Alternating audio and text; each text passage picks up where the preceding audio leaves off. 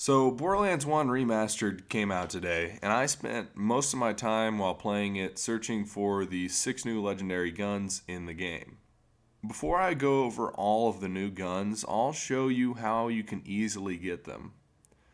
So, with my max level character, all I had to do was travel to the vault, and the red chest right in front of you after you travel is guaranteed to have one of the 6 guns in it every single time. So to get these chests to spawn each time, it is fairly simple. After opening the chest, you need to travel to another location. I always chose Tartarus Station and save and quit. Simply enough, now reload your game, travel back to the vault, and your chest is there with a guaranteed new legendary. Now, you could spend all of your golden keys trying to get them, but this one is a far easier way to do it. I like occasionally throwing in Tartarus red chest runs just for the fun and to appease the loot gods because legendaries are very easy to get there as well. Anyways, on to the guns, of which I'll be giving a brief description of each. I obviously haven't used them a whole bunch as the game has just come out, but I've used them all at least a little bit. So each of these guns is manufactured by Gearbox and always comes with the same exact stats. First, we have the Silent Knight, which is the legendary sniper. The big noticeable effect for this gun is the plus 800% critical hit damage. This coupled with the high damage could make it compete with the Bessie for one-shot damage output. You'll see me using it here on my way to the armory.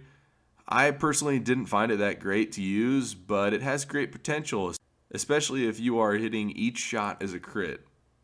Our next gun is the Violence. The Violence is a legendary revolver that deals explosive damage. It has 3 shots per mag and does not come with a sight on it on any of the ones I have seen yet.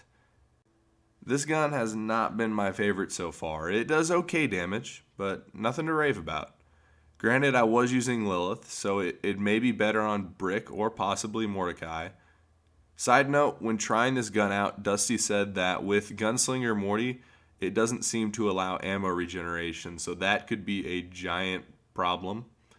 Probably just a glitch that will be worked out soon, but definitely worth noting, as it could screw up your entire build. Up next is the Sucker Punch, and this gun may be one of my favorites. The Sucker Punch is a legendary repeater pistol. It has a plus 500% melee damage, but is also a very good pistol on its own. This thing has a very good fire rate and puts out a bunch of damage. Basically, while using this and any Lilith kill skill, I was tearing through enemies. I can only imagine it being amazing on an actual melee build. Next is the Mugshot, which I think is actually my favorite new legendary. The Mugshot is the new legendary combat rifle. It deals explosive damage and shoots in 3-round bursts. It acts as a fairly standard combat rifle does, but puts out a bunch of damage. As you can see here, mine has 554 with a fairly good fire rate and accuracy. It's not quite an ogre, but it's still a very solid combat rifle. Next is Baja's Bigger Blaster. This gun is a legendary shotgun that, like the Sucker Punch, is given a boost to melee damage with a plus 150%. It has a 6-round mag with 354 times 9 damage, so it puts quite a bit out there. I still have yet to see if it has some crazy strange effect to it, but as far as I can tell, it's just a high damage shotgun. Lastly, we have the Hive Mind. The Hive Mind is a legendary rocket launcher. This gun is a burst fire rocket launcher specifically that fires in 3-round bursts, although if you're like me and enjoy breaking the rules, you can melee to break that burst. Because of how little I use rocket launchers, I really could not tell you how well this one stacks up to others. But it tore through enemies pretty quickly, especially with my terrible launcher proficiency.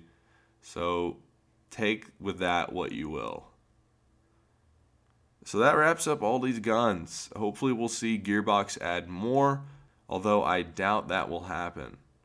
Nonetheless, thank you for adding new guns into a game that is 10 years old, which is beyond insane and a very cool thing to see. Anyways, remember to dislike, unsub, patch the Cromrax ledge, and I won't see you in the next one.